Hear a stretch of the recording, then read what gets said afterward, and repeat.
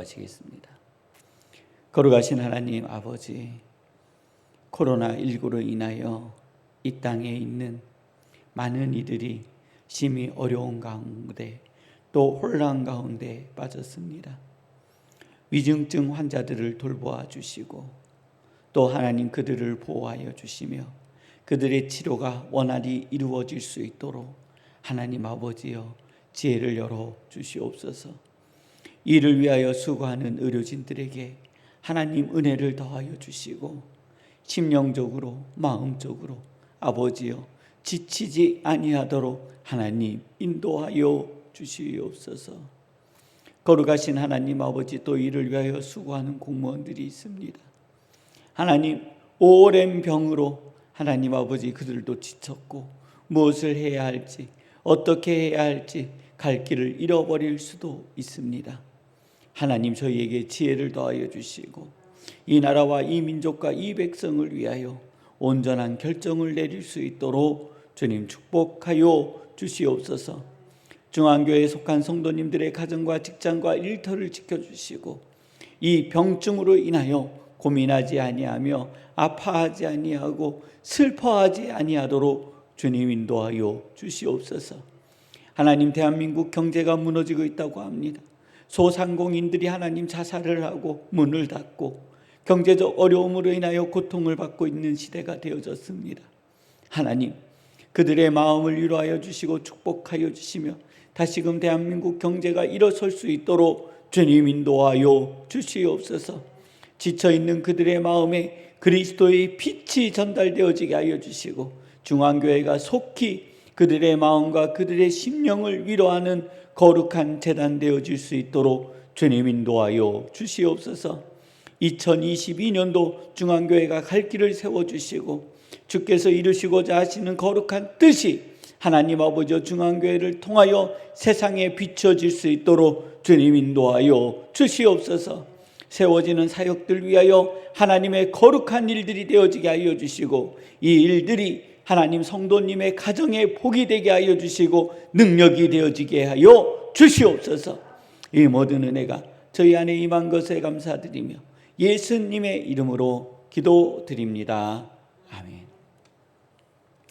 오늘 하나님께서 저에게 허락하여 주시는 말씀은 요한계시록 2장 12절로 17절 말씀입니다. 요한계시록 2장 12절로 17절 말씀입니다.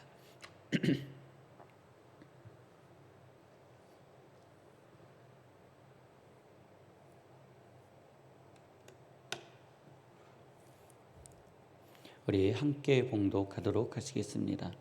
버가목 교회 사자에게 편지하라.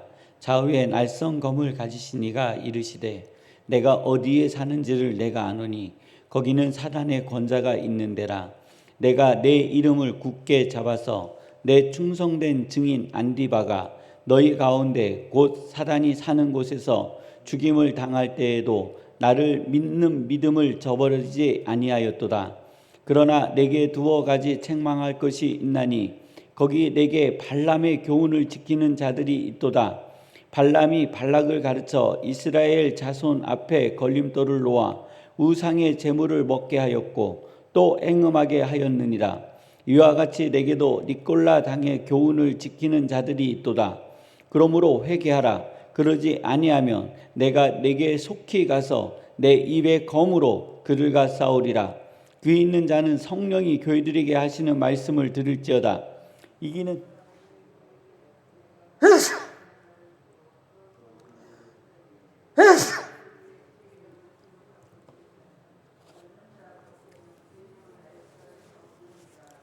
아멘. 오늘은 버가목 교회 두 번째 시간입니다. 어제 시간에는 순교하며 믿음을 지키는 자들에 대한 말씀을 보았고, 오늘 두 번째는 니콜라 당에 대한 이야기를 좀 우리 함께 나누려고 합니다. 2021년도 그러니까 현대 사회에 나타나는 니콜라 당의 현상이 있습니다. 이거는요 시대를 따라 나타나는 거예요. 그냥 요한계시록에 여기에 있는 이 시대, 그러니까 이 요한계시록이 기록되어졌던 때 예수님의 제자들, 초대교회와 속사도, 그 다음에 교부 시대라고 그래요. 이렇게 그냥 나누는 거예요. 그냥 이게 이렇게 나누는 거예요. 그런 때만 있었던 니콜라 당이 아니라 오늘도 이러한 니콜라 당의 그 유혹을 받을 수 있다라는 거예요. 근데 이제 어느 특정 단체를 우리들이 가리키기 전에, 그냥 우리 한국 교회는 왜 이 사회로부터 긍정적이고 비치고 소망이 되어지지 않았을까 하는 부분들을 잠시 되돌아보면서 오늘 니콜라 당의 교훈을 한번 찾아보도록 하겠습니다. 우리들이 신앙생활과 기도를 열심히 하다 보면은 무엇을 깨닫게 되냐면 세상은 악하고 하나님은 선하다라는 것을 자연스럽게 깨닫게 돼요. 그래서 세상의 가치는 악하고 하나님은 선하다. 이게 당연한 거예요. 제가 이것을 부정하는 게 아니에요. 근데 여기에 함정이 있어요. 어마어마한 함정이 있어요. 세상을 모두 다 악하게만 보는 거예요. 그래서 교회의 사역은 선하고 세상 일은 악하다라는 거예요. 그러면 세상 일은 뭐예요? 성도님들의 직업이잖아요. 일이잖아요. 이게 어떻게 악해요? 그런데 기도 생활과 신앙 생활을 하다 보면은 세상은 악하고 교회는 선하다라는 이상한 믿음의 구조가 들어오기 시작해요. 그러면서 세상이 가지고 있는 윤리와 도덕을 뛰어넘는 믿음을 갖게 되는 거예요. 그래서 믿음을 위해서 세상에서 어떠한 행위, 어떠한 행동을 하더라도 다 용서된다라는 해괴망측한 믿음을 갖게 되는 거예요. 사랑하는 성도님들, 세상은 악한 것이 맞죠. 근데 우리들이 세상을 악하다라고 할 수 있나요? 세상이라고 하면 자연 만물이 악해요? 아니잖아요. 내가 살아가고 있는 곳에 선과 악의 기준점이 어디 있어요? 나에게 있는 거예요. 내가 믿음 생활을 하면서 신앙 생활을 하면서 부딪히는 선과 악은 하나님 나라의 말씀의 기준에 의한 선과 악이 아니라 내가 살아가는 세상 속에서 나를 이롭게 하는 곳은 선, 나를 이롭게 하지 않는 곳은 악으로 대부분 판단하고 생각하고 있다라는 거예요. 가만히 돌이켜 보세요. 더 깊은 곳으로 내려가서 내가 악하다고 하는 곳이 진짜 악한 곳인지, 내가 선하다고 하는 곳이 정말 믿음으로 선한 곳인지, 우리 성도님들, 하나님 안에서 나의 머릿속과 의식 속에서 맴도는 그러한 선과 악이 아니라 진정한 하나님의 그 내면의 깊은 곳으로 들어가서, 심령의 깊은 곳으로 들어가서 선과 악을 구별해내시기를 주님의 이름으로 축원합니다. 그리스도인은요, 세상의 윤리와 도덕을 뛰어넘은 사람들이에요. 그래서 믿음을 가지고 믿음을 세우기 위해서 남의 물건을 도둑질해오고 남의 물건을 도둑질하여 교회에다가 채우는 것이 은혜가 아닌 거예요. 그런데 그러한 사람들이 있어요. 아직도요. 앞으로도 생겨날 거예요. 그것은 매우 자연스러운 일이라고 제가 말씀드렸어요. 사단이 우리를 그렇게 유혹해요. 회사의 물건을 훔쳐다가 교회에다가 갖다 놓고, 회사의 물건을 가져다가 교회에다가 채워놓는 거, 우리는 그것을 은혜라고 생각해요. 그리고 그러한 것들을 칭찬해줘요. 우리 중앙교회는 절대로 그런 일이 없어지기를 주님의 이름으로 축원합니다. 제가 그걸 어떻게 알아요? 훔쳐온 물건인지 훔쳐오지 않은 물건인지. 그러니 저는 보고 감사하잖아요. 기도해 드리겠죠.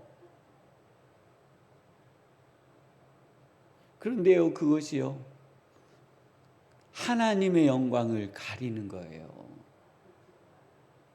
하나님의 영광을 가리는 거예요. 우리 기독교가요, 그렇게 보여져 왔어요. 사랑하는 성도님들, 믿음으로 무엇인가를 본당에 채운다라는 것이 다 하나님의 은혜요, 하나님의 능력이요, 복을 받는 것이 아니라는 것을 기억하시기를 바랍니다. 그리스도인의 윤리와 도덕은요, 세상에 있는 비그리스도인들도 우리를 보고 존경하는 믿음의 위치에 감을 기억하시기를 바랍니다. 그래서 손가락질 받는 그리스도인이 아니라 존경과 존중을 받는 그리스도인이 되어지시기를 주님의 이름으로 축원합니다. 그런데요, 새롭게 생겨난 니콜라 당은 오늘 우리는 세상으로부터 손가락질 받고 있어요. 밀양이라는 영화가 있어요. 이 영화는 우리 기독교를 아주 낱낱이 파헤쳐 놨어요. 주인공이 밀양이라는 도시로 내려가서 아들과 사는데 태권도 도장 사범이 이 아들을 데려다가 살인을 해요. 이 어머니가요, 이것을 이기지 못하고 신앙을 가져요. 믿음을 가져요. 그리고 용서의 마음을 가져요. 그래서 이 자기 아들을 죽인 그 사범을 만나서 내가 용서해야 되겠다 하고 그 사범을 만나러 교도소로 가요. 그래서 면회를 하면서 이렇게 해요. 나는 당신을 용서했습니다. 그랬더니 이 사범이 이렇게 이야기해요. 나는 당신에게 용서를 받을 필요가 없습니다. 이 여인이요, 충격을 받아요. 그러면서 그가 이렇게 이야기해요. 나는 이미 하나님께 용서를 받았습니다. 이것이요, 새롭게 생겨난 니콜라 당의 모습이 되니까요.